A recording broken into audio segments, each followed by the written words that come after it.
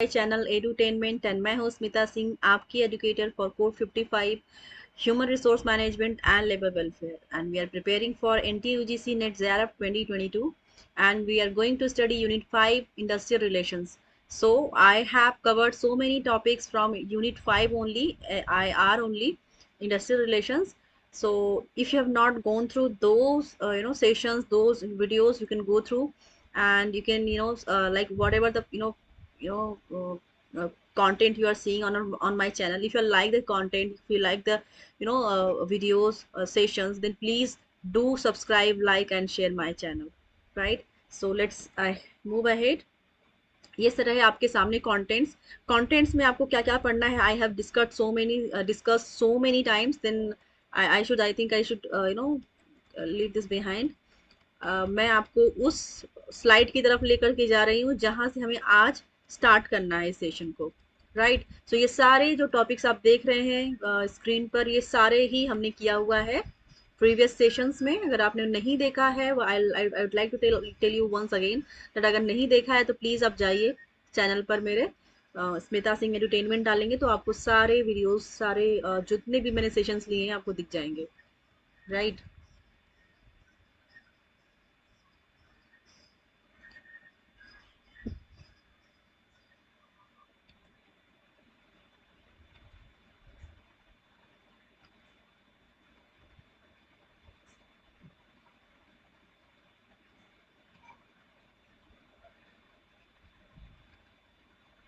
Last session में हमने बात की थी ऑब्जेक्टिव्स ऑफ आईएलओ. आईएलओ के, इंटरनेशनल लेबर ऑर्गेनाइजेशन के ऑब्जेक्टिव्स क्या हैं?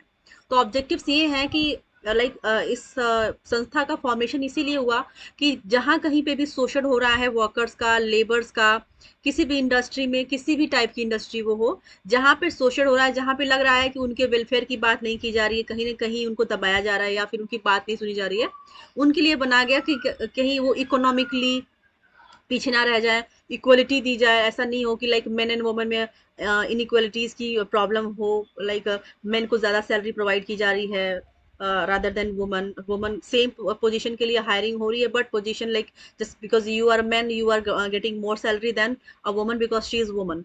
तो इन सब चीज़ों के बेसिस पे कैटेगराइजेशन ना किया जाए. जो पर्सन स्किल्ड है, एफिशिएंट है, डिलीजेंटली काम कर रहा है, कैपेसिटी है उस पर्सन के अंदर, उसको उसकी कैपेसिटी, उसकी नॉलेज, उसकी स्किल के बेसिस पे दिया जाएगा, ना कि वो मैन है या फिर वेमेन उसके बेसिस पे दिया जाए उसको सैलरी, राइट?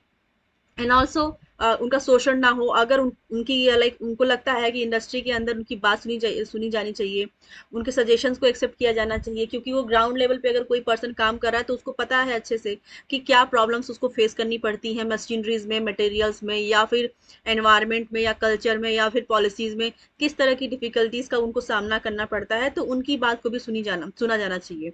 तो इन चीज़ों को रिड्यूस करने के लिए, उनको मिनिमाइज करने के लिए, इक्वलिटी लाने के लिए आईएलओ का फॉर्मेशन हुआ, राइट?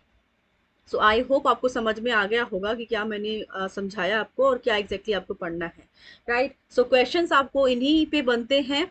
और यूनिट 5 बहुत ही इंपॉर्टेंट है एग्जाम पर्सपेक्टिव से, इसके हर एक टॉपिक बहुत इंपॉर्टेंट है. सो अगर आपने मेरे इन सेशंस में जो भी मैंने सेशंस लिया है आईआर से, इससे पहले आईआर कंप्लीट करने स्टार्ट करने से पहले मैंने यूनिट 1 to 4 भी कंप्लीट किया है अपने चैनल पर. आप उन टॉपिक्स को, उन सेशंस को भी देख सकते हैं जो कि आपके एग्जाम पर्सपेक्टिव से बहुत ही इंपॉर्टेंट है.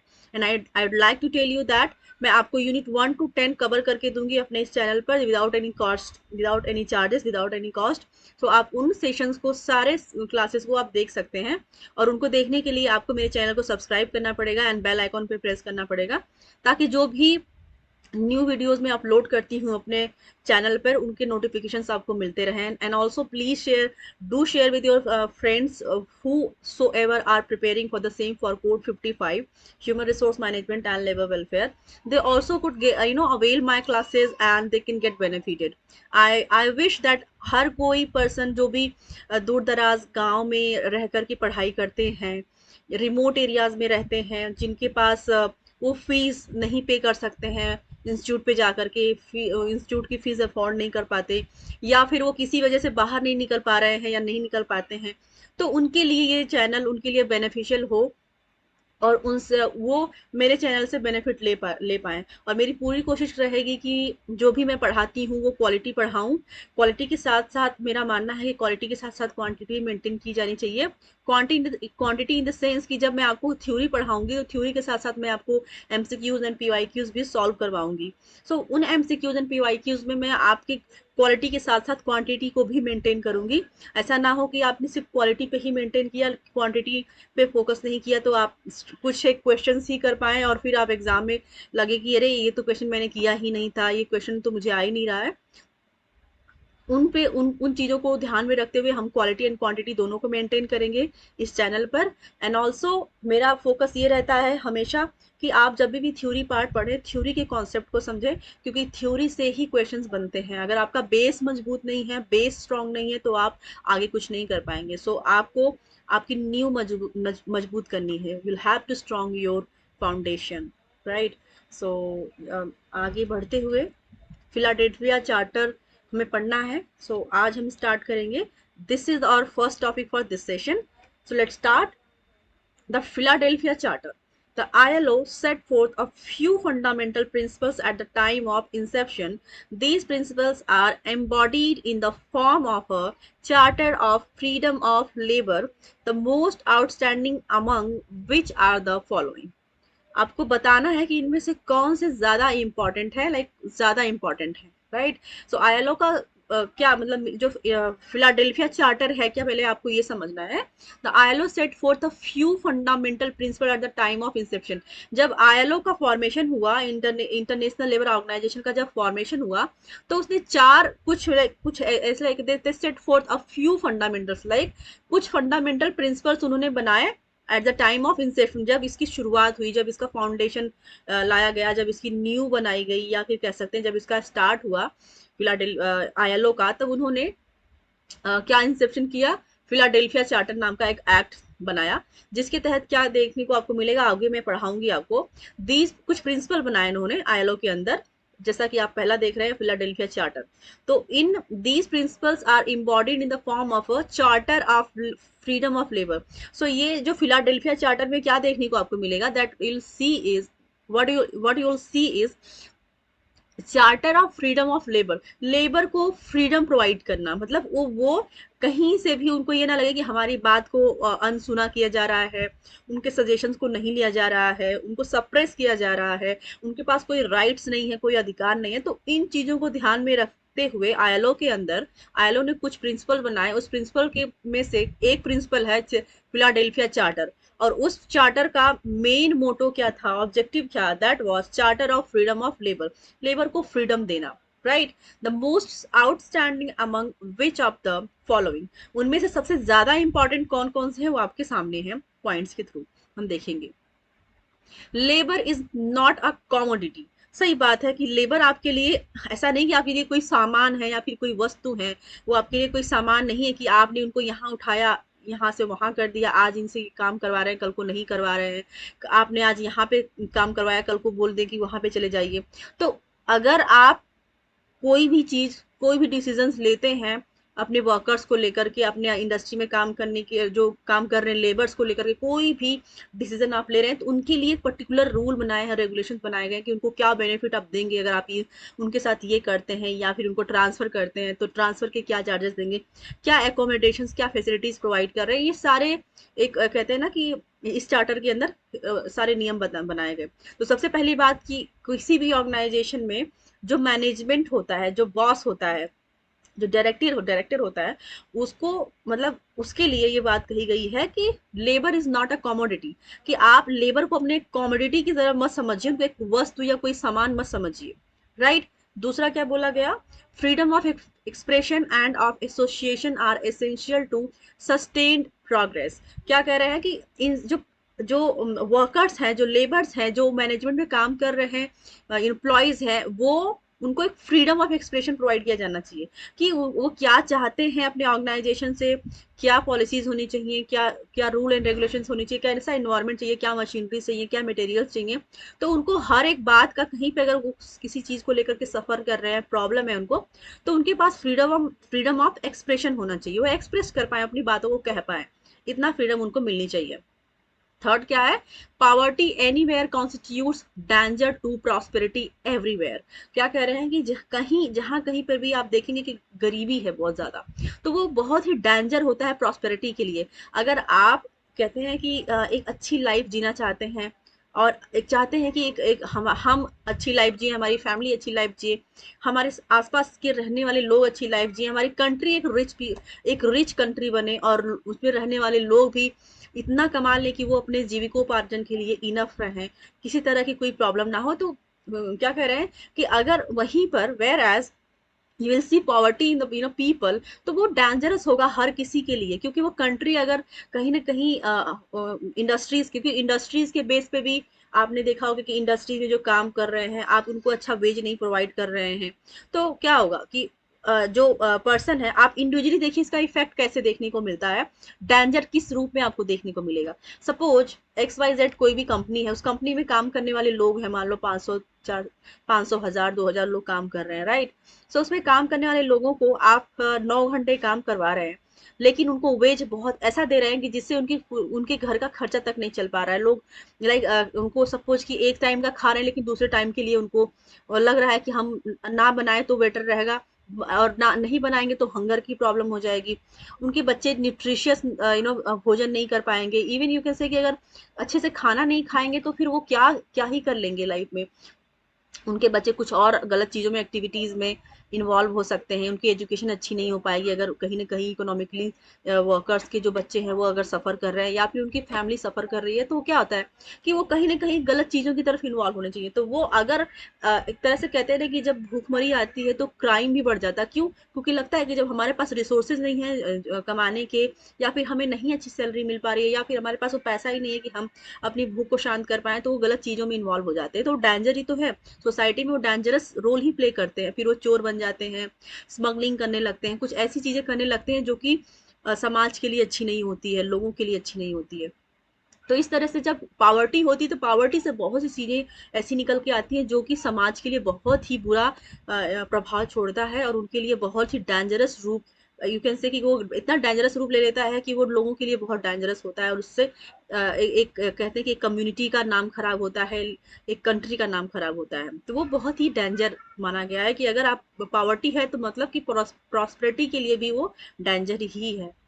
फोर्थ देखेंगे, the war against want required to be carried on with unrelenting vigor within each nation and by continuous and concerted international effort in which the representatives of worker and employers enjoying equal status with those of the governments join with them in free discussion and democratic decision with a view to the promotion of common welfare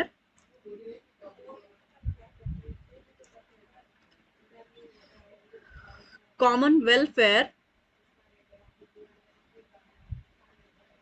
like join with them in free discussion and democratic decision with a view to the promotion of common welfare। क्या कह रहे हैं कि the war against want required to be carried on with the unrelenting vigor within each nation by in each nation and by continuous and concerted international effort in which the representatives of worker and employers enjoying equal status with those of the governments। so क्या कह रहे हैं कि किसी भी country के अंदर जो इम्प्लॉयज होते हैं एंड एम्प्लॉयर्स दोनों के जो रिप्रेजेंटेटिव होते हैं उनको इक्वलिटी का अधिकार दिया जाता है कि अपनी बातों को कहें।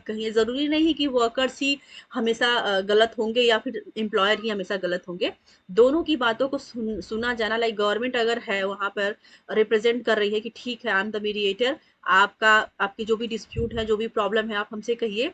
जब गवर्नमेंट इन्वॉल्व होती है उन चीज़ों में तो वो गवर्नमेंट के साथ सामने अपना पक्ष रखते हैं। तो पक्ष रखने वालों में से इम्प्लॉयज हैं, उनके हक में जो लड़ाई लड़ रहा है, जो उनके रिप्रेजेंटेटिव होते हैं वो, प्लस जो एम्प्लॉयर होते हैं उनके रिप्रेजेंटेटिव, दोनों को इक्वल अधिकार मिलना चाहिए, इक्वल स्टेटस मिलना चाहिए, उसके लिए चार्टर बनाया गया, right. Enjoying just a second and enjoying equal status with those of governments join with them in free discussion and democratic decision with a view to the promotion of common welfare. So उनके common welfare की बात की जाएगी और उनके promotion की बात की जाएगी, क्योंकि डिस्कशन एक लाइक कहते हैं कि एक जो दोनों पार्टीज का जो डिस्कशन है वो बिल्कुल बैलेंस्ड होना चाहिए, एक समान होना चाहिए। दोनों ही पक्ष को एकदम कहते हैं कि डेमोक्रेटिक व्यू में डेमोक्रेटिकली उनको एक चांस देना चाहिए कि आप दोनों के पास समान अधिकार है, आप दोनों ही अपनी बातों को एक्सप्रेस करिए, फ्रीडम ऑफ एक्सप्रेशन आप दोनों के पास है, आप एक्सप्रेस करिए, और जो भी उसका सोल्यूशन निकल के आएगा दोनों ही उस पार्टी को ओबे करेंगे, मानेंगे, और वो दोनों के लिए ही कॉमन वेलफेयर की तौर से गवर्नमेंट का जो भी डिसीजन आएगा वो कॉमन वेलफेयर की तरह देखा जाएगा। तो फिलाडेल्फिया चार्टर से ये सारी चीजें लाइक इन सारी चीजों पे बात की गई, ताकि जो भी एम्प्लॉयर है, एम्प्लॉयज है, किसी का कोई शोषण ना कर पाए, किसी को कोई नुकसान ना हो पाए, नहीं, राइट। सो इसमें क्या होगा कि दोनों इंडस्ट्री में दोनों ही जो पहिए हैं स्मूथली चलेंगे, राइट। सो इसलिए आईएलओ ने फिलाडेल्फिया चार्टर का फॉर्मेशन किया। नेक्स्ट देखेंगे मेंबरशिप क्या है, ठीक है। मेंबरशिप के अंदर देखेंगे the constitution of ILO provides simple rules of procedure regarding admission or a state to the membership of the ILO. It provides that all those states which are members of ILO on November 1, 1945 and any original member of the UN can become member of ILO by accepting the obligations of its constitution. So जब इसका constitution हुआ membership, मतलब membership में क्या आपको बताया गया है कि जो आईएलओ के मेंबर्स हैं वो किस तरह से इसमें ऐड हो सकते हैं और किस तरह से इनका फॉर्मेशन हुआ, किस तरह से उन्होंने ज्वाइन किया। तो सबसे पहले देखेंगे the constitution of ILO provide simple rules to procedure regarding admission और state to the membership of the ILO. तो इसमें ज्वाइन करने के लिए, इसको ज्वाइन करने के लिए सिंपल रूल एंड रेगुलेशन है, सिंपल प्रोसीजर्स है, जिससे कोई भी कंट्री अगर चाहे तो उसका मेंबर बन सकती है ILO के। It provides that all those states which were member of the ILO on November 1, 1945 and any original member of the UN can become member of the ILO by accepting the obligations of its constitution. तो जो कोई भी country उसका member बन सकती है, क्योंकि उसकी जो प्रोसीजर्स हैं वो बहुत ही सिंपल हैं, मतलब ऐसे हैं कि आप आराम से उनके बारे में जानिए कि क्या क्या इनके रूल्स हैं, क्या रेगुलेशंस हैं, क्या प्रिंसिपल्स इन्होंने बनाए हैं, क्या उनका कॉन्स्टिट्यूशन है। सो उन ऑब्लिगेशंस को फॉलो करते हुए आप इजिली उस ILO के मेंबर बन सकते हैं।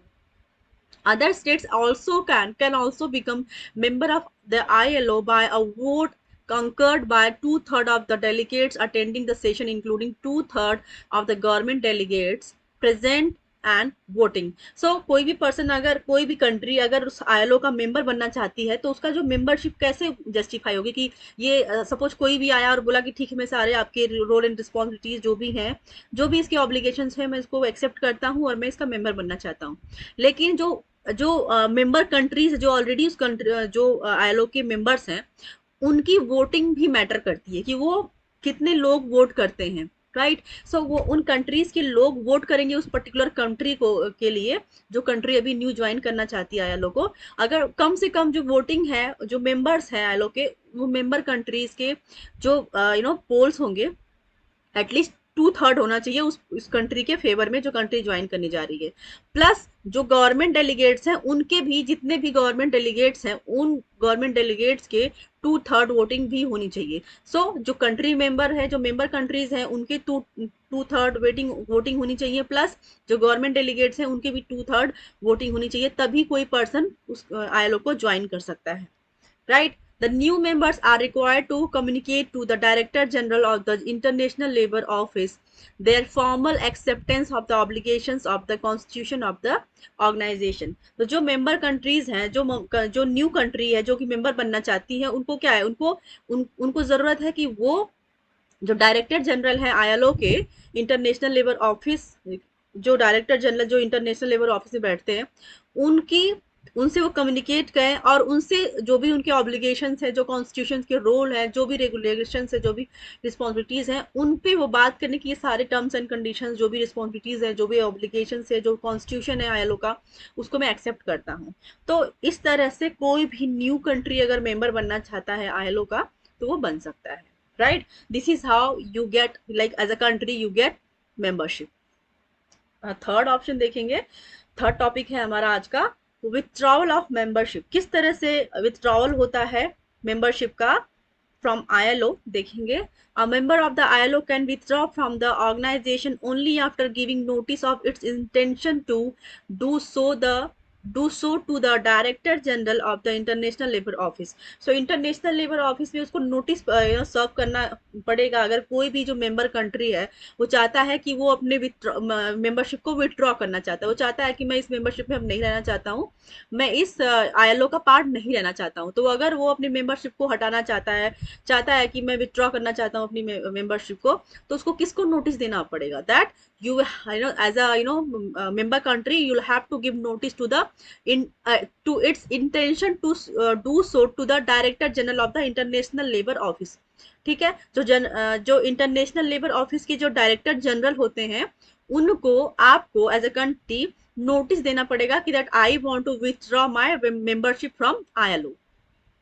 एंड आगे देखेंगे, such notice shall take effect 2 years after the date of its receipt by the director general.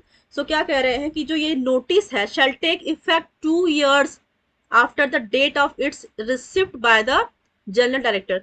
जब आपने नोटिस दिया डायरेक्टर जनरल को, इंटरनेशनल लेबर ऑफिस के डायरेक्टर जनरल को आपने नोटिस दिया, वो नोटिस जब जैसे ही एक्सेप्ट होती है डायरेक्टर जनरल को, उसके 2 साल के बाद ये इफेक्ट में आता है कि आप सारे चीजें जो भी अंदर रहेंगी कि ठीक है आपने एक पर्टिकुलर रीजन दिया क्यों नहीं चाहते हैं आप मेंबर बनना, क्यों विथड्रॉ करना चाह रहे हैं, सारी चीजों के बाद 2 साल के बाद इसका कहते हैं कि रिसिप्ट के बाद वो इफेक्ट में आएगा 2 साल के बाद, राइट। 2 साल के बाद मतलब कि 2 साल लग जाते हैं उसको हटाने में। years after the date of its receipt by the director general, subject to the member having at that time fulfilled all financial obligations arising out of its membership। तो वो जो भी उसके financial obligations होंगे, जो भी सपोज ड्यू होंगे, कोई भी चीज अगर कोई से आप हटाएंगे तो जो आपका बकाया रहेगा, जो आपके डेट रहेंगे, जो आप सपोज आप कर्ज में हैं उस ऑर्गेनाइजेशन के, तो उस सारी चीजों को क्लियर करने के बाद आप उससे हट सकते हैं, राइट। तो इस तरह से लाइक क्या कह रहे हैं कि subject to member having at the time fulfil all financial obligations, वो सारे फाइनेंशियल ऑब्लिगेशंस को फुलफिल करने के बाद मेंबरशिप से हट सकता है। तो वो जो प्रोसेस है, जो टाइम पीरियड है, वो सब आपने देखा कि उसको नोटिस किसको देना होता है, डायरेक्टर जनरल को देना पड़ता है। डायरेक्टर जनरल कौन होता है, जो इंटरनेशनल लेबर ऑफिस के डायरेक्टर जनरल होते हैं, उनको नोटिस देना होता है मेंबर कंट्री को टू विथड्रॉ दी मेंबरशिप। और उस नोटिस को देने के जैसे ही वो रिसीव होता है, जैसे ही डायरेक्टर जनरल को वो नोटिस रिसीव होता है, उस रिसीव होने के बाद 2 साल के बाद, 2 साल तक या 2 साल के बाद यू कैन से 2 साल के बाद वो इफेक्ट में आता है कि ठीक है आप अपने सारे ऑब्लिगेशंस आप कंप्लीट करिए, जो सारे फिनेंशियल ऑब्लिगेशंस हैं आपके जो भी निकल के आ रहे हैं उनको फुलफिल करिए और ठीक है you can go, right. So this is how you withdraw the membership from ILO. I hope जो मैं समझा रही हूँ आपको समझ में आ रहा होगा। और कहीं पे भी अगर आपको लगता है कि इस तरह का लैक है या फिर समझाने में कोई कमी लग रही है या फिर कंटेंट में कोई प्रॉब्लम है, पीपीटी में कोई प्रॉब्लम है, then you can please do let me know, I will work on that for sure, right. So I hope आपको ये सारा जो भी मैंने समझाया आपको समझ में आया होगा। एंड आज के लिए, आज के इस सेशन के लिए इतना ही। तब तक के लिए keep watching and please do subscribe my channel and please press on bell icon so that you could get notification for the same, right? So thank you so much for watching me. Thank you very much.